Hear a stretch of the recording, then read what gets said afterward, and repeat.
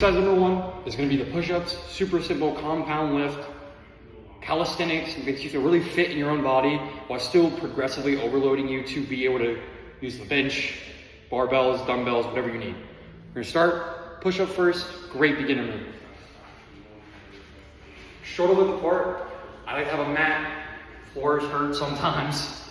Get like this, shoulder width apart, position, flat back, not rounded, shoulder blades retracted. I'm going down to here, stopping, and I'm pushing up, like that. It's that simple. If you cannot do a full push-up, slow and controlled on the eccentric, you can be explosive on the way up, you want to be slow on the way down. If you can't do one, do assisted push-ups. They will lead up to normal push-ups. So assisted push-ups on your knees, something like this. Here, same thing, shoulder width apart, shoulder by your side, down, shoulder blades retracted and back. Gonna go down, up, down, up, down, up. And you're gonna do that until failure. And after 3 sets, we'll move on to the next workout. Common issues you will have with this lift, with improper form, or just being underdeveloped, is you have issues with rounding in your back or curving in the spine. So you're here in your triceps or your chest or your belt, and you're down here on the way up. Your back might do this. If you feel your back rounded, go to an assisted pull-up or push-up. And if you're here and you still feel like even here, when you're here all the way down, your back is rounding out like this or like this, then just do 1 to 2 reps of the slowest, most controlled push-up that you can do, whether that is, if it's assisted or not. Don't keep continuing to do reps of poor spine flexion like this or like this. Just try to keep conform. If you can't, you will progress up to them.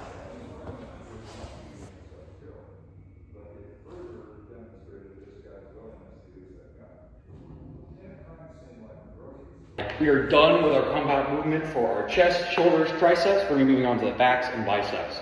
Second lift of our upper day. I'm going to show you the proper setup and technique. We're going to do the incline row. First, I get my bench, I set it to about 30. I think 40 is a little bit too much.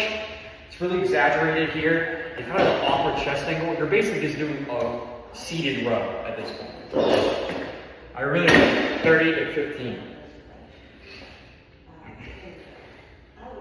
The best way to set this up, if you do not have your dumbbells in your hand, is always, when you're creating lift with a dumbbell, is be meticulous about your setup so you don't hurt your spine, lower back, any of it. When I come down to a squat, pick these up, walk over, leg around, leg around. I like to put the dumbbells in the middle of the bench, come down, here, foot in position, foot in position. Down to my side, down to my side. Here, in this position, instead of our shoulder blades being retracted back in a scapular plane, we're gonna keep them kind of rounded forward, like the dumbbells are dragging us down. Here, we're gonna be dragging with our elbows, lifting with our elbows rather than our hands. So instead of trying to just pull the dumbbells to you like this and biceps your biceps heavily, we're gonna want to almost put these dumbbells into my pocket. Like I'm trying to put them in my back pocket, keeping my arms locked below 90 degrees. Just a slow, like I'm rowing a boat almost. Slow, control, shoulder blades forward, retract, boom, here. Down, boom, here, nothing further. Down, boom, here. You should feel it in your upper back, your lats, and some in your biceps. The limiting factor should be your upper back.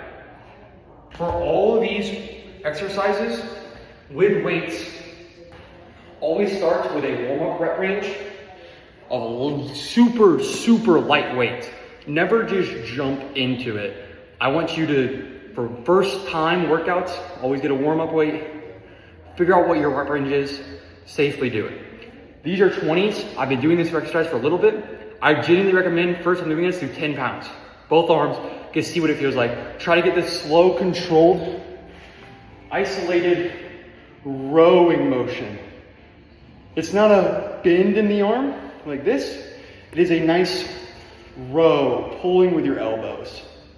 And if you, the cue I use is putting it to my pocket. So it's like over here, and I go into my pocket. My elbow is never bending past this here. I'm here in a row. Lock in, second workout, done.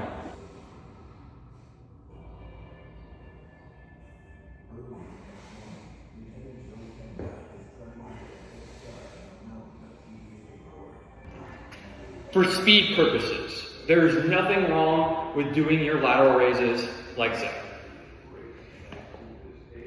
Athletic stance, shoulders width apart, hips, knees sort of bent like this, and we're just gonna go slow and controlled on the eccentric and on the up. Slow and controlled. There's literally nothing wrong with doing your lat raises. And we're not gonna be here, we're not gonna be here, we're gonna be here. Slightly in front of the shoulder blade. Okay. However, if you want a gnarly middle delt workout that will isolate it even more than that, and you can give it a little more time, we're going to get a bench, put it to like 60, like this. We're going to lean against it, like so. We're going to lean, and this lean is going to put tension on our lateral raise at this lower position. So you'll be like this, it doesn't lay down. Just be in a comfortable, stable position. I'm here. Now, the bottom of rep range, I'm not just letting it float and lay up against me. I'm still holding it away from myself, somewhat in front of me.